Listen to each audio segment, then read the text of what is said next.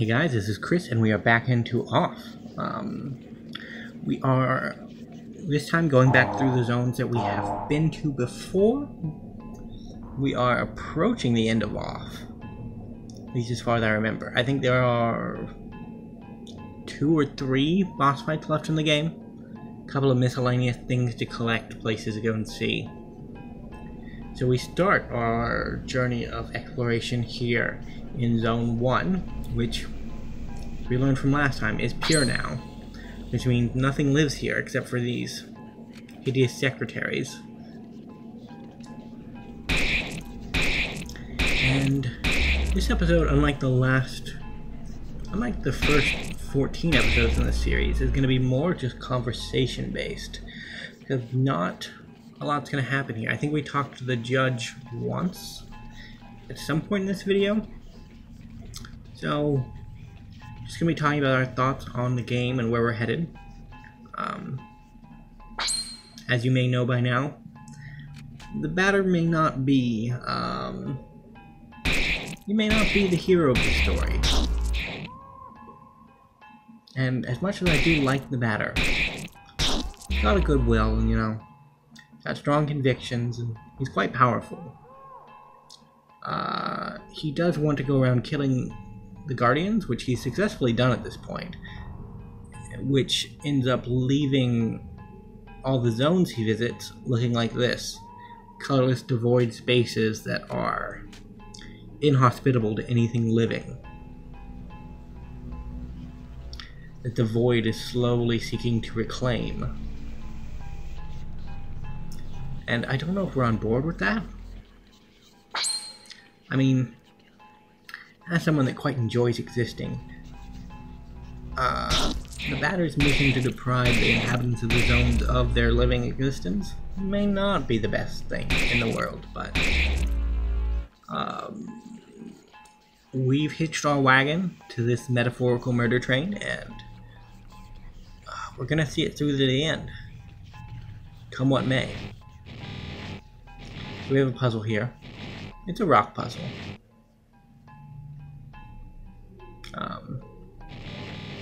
It's not an extremely difficult rock puzzle. Found an orange save point, always good to have.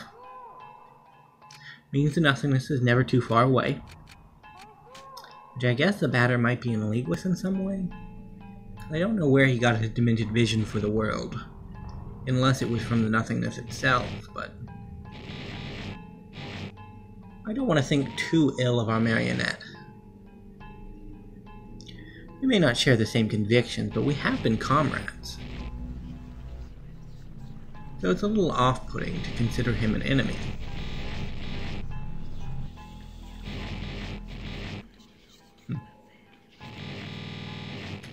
Although his actions don't really speak towards our goals. At this point I wanted to go back and check to see if there's anything like Cowshed, but this puzzle actually has a soft lock to it, to where you can't go back. Because you're always going to have 2 in front of the exit there. Which is a shame.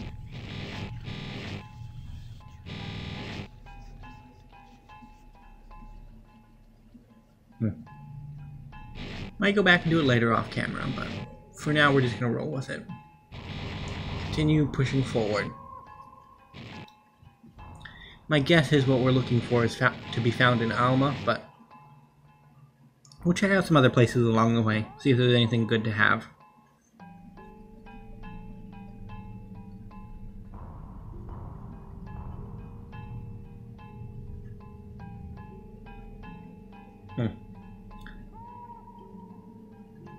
So we can go that way toward Alma, but we're gonna chat at least the bottom floor of the post office before we move on.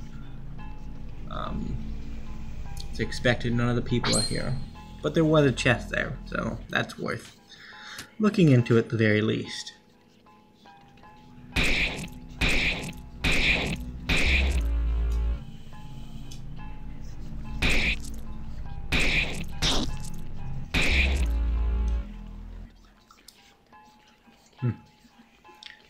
Secretaries are not as worrying of a foe as they used to be. When I first encountered them, I thought that they'd be a little more difficult, but we did finish up Zone 2 and then finish up Zone 3 since seeing them for the first time, so we do know, we do have a lot more experience in combat. We're a lot stronger than we were back then. And when they just show up one at a time like that, it's pretty easy to get rid of them.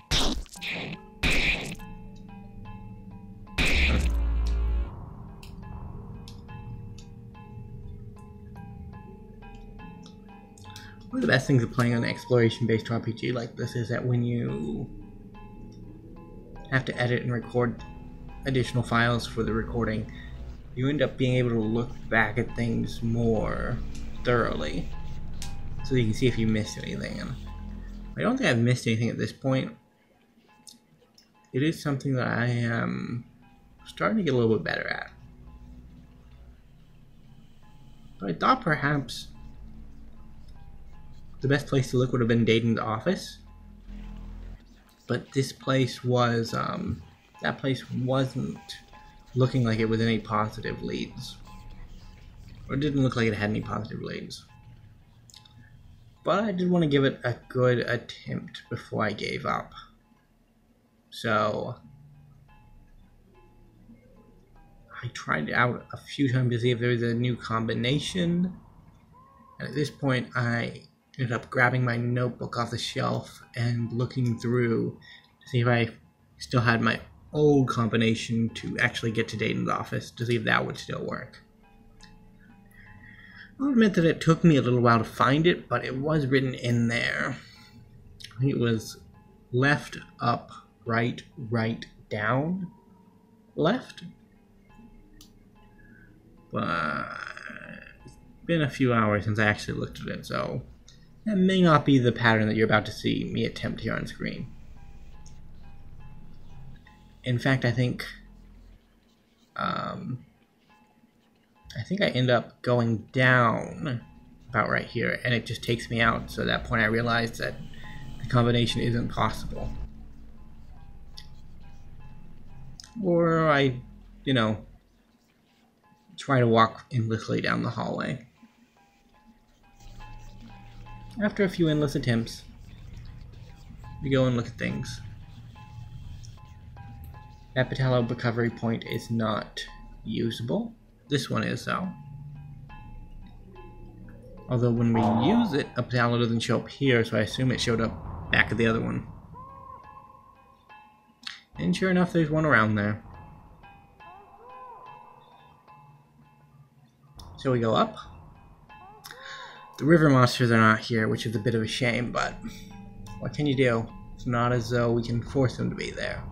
In fact, our actions probably got them purified. This room wasn't here last time. And this is what we've been looking for, I think. Got the playing card in the background and the double chest, which should mean we have a Monday and a grand finale. Now, grand finale is one of 5 items needed to get a special ending for the game. Which means we have 1 of 5. One can be bought from Zachariah.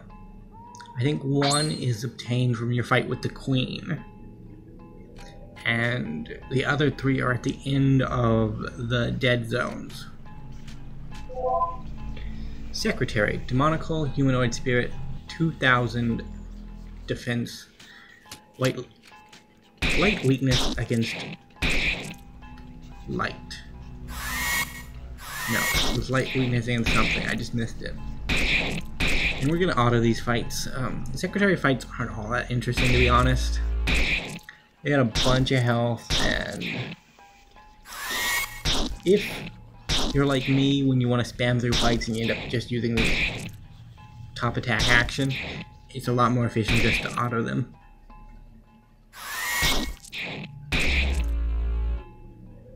So that's what we're gonna do. We're gonna try to make our way through Zone 2 as well.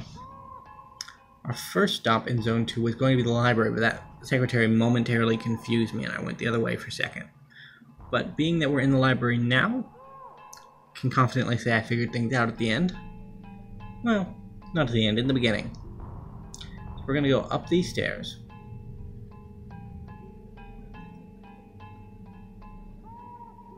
Up more stairs. And that way is not the right way. We're going to go up to the roof, see if maybe the double chest is on the platform where we fought Japhet.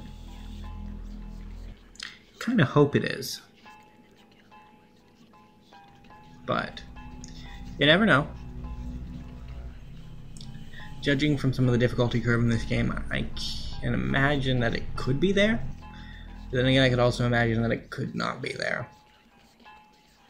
After all, the first one wasn't in the place where we fought Dayton, so maybe it's just wishful thinking that what we seek is where we want it to be.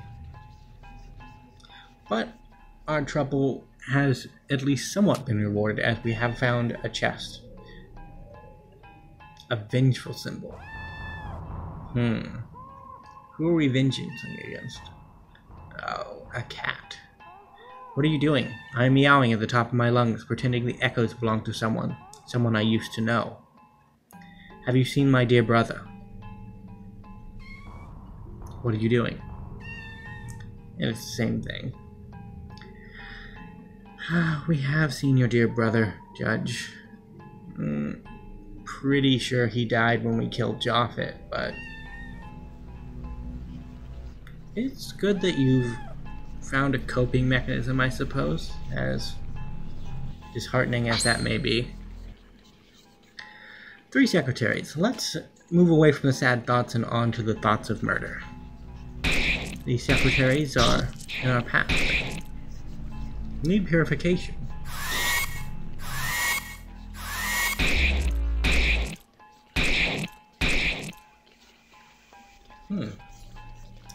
I never considered whether or not the secretaries are actually pure or not.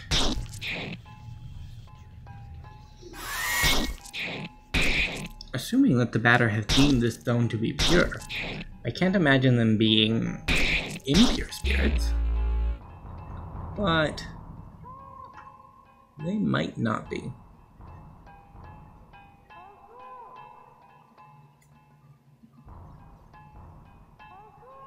And if they are pure spirits, why would they be attacking us? Are we impure? We're not a zone guardian. We're just a random guy with a baseball bat. I suppose we can't really call ourselves random considering everything that we've seen, but we're definitely not on board with this whole plan. Of course, the important thing to remember in off is that the batter is our character, but he's not the player character. The player character is you who's playing the game. So there are somewhat differing motives between the two.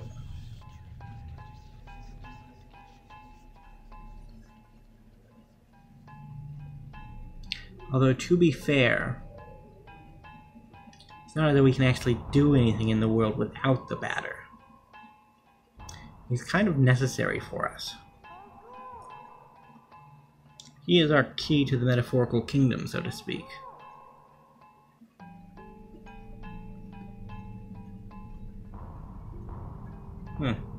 So we're going around the library.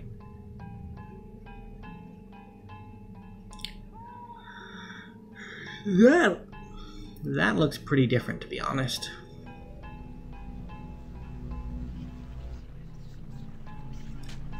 So we save before we go exploring.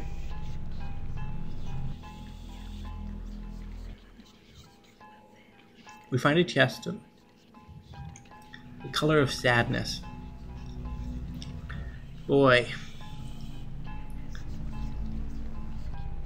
The knife twisting is really strong with this game. It's not as though we intended on killing Valerie. He was just kind of in the way.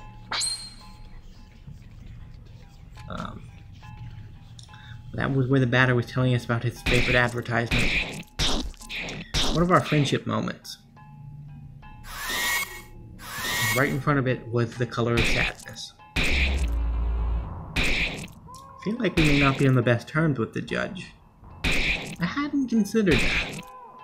I mean, I know Zachariah said he wasn't feeling very well, but I wonder if he holds some type of animosity towards us. After all, we kind of are responsible for killing his brother.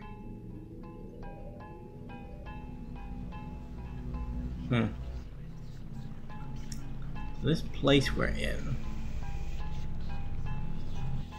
looks familiar, but it's also not very familiar. It's much cleaner than the last time we were here. The department store really has shaped up, gotten rid of a lot of their junky inventory. So I will say that's an improvement, but I can't honestly say that this is, there's a chest over there. More secretaries. I can't honestly say this is an improvement. After all businesses need an inventory to keep their goings, but I guess when there are no customers to be had, it makes it a little hard to run a business. Can't imagine the nothingness would be a great place to open up a department store.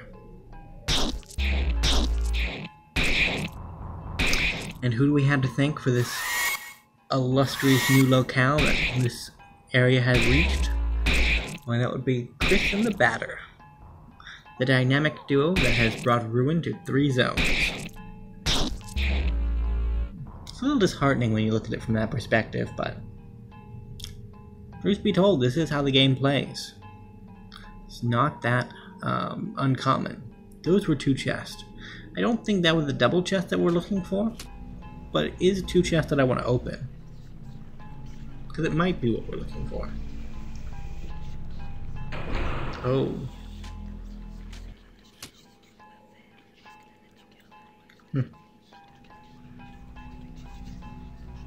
Was there a code on the walls back there? If there was a code on the walls back there, could that have gotten us back into, back into the underground where we could continue to find, treasure?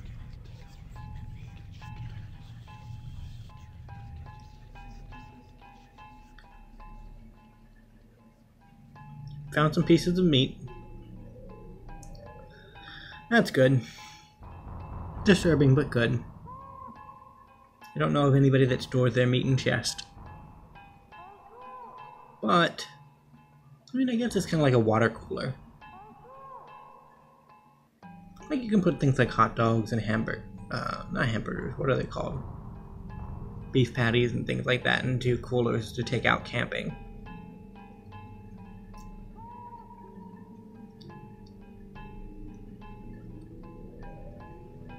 Is a return point to the nothingness?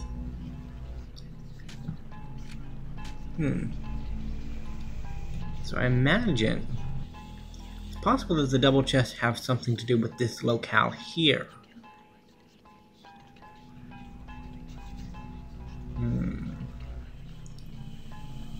Going back through it, I didn't think of that.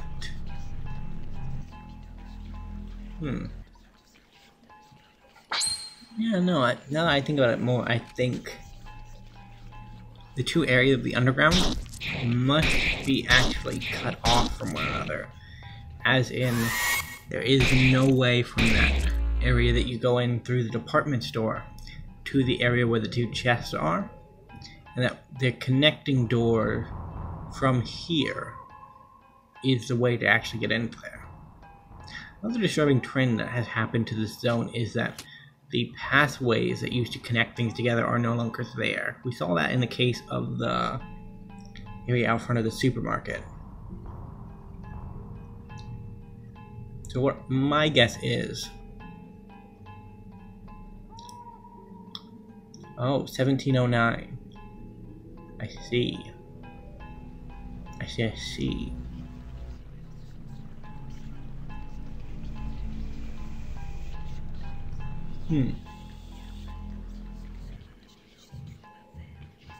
Well, Me of the Past is a little slow in the draw, so we're not actually going to figure that out in this part. In fact, this is about as far as we get in this part. We end up teleporting back and trying to go through the underground again. So, with that in mind, I'm actually going to leave this part here. We can go as over as the last part, but hopefully in the next part we'll be able to finish up Zone 3 and finish up this part of Zone 2. I'd like to thank you guys so much for watching, and I will see you in the next episode of Off. Goodbye for now.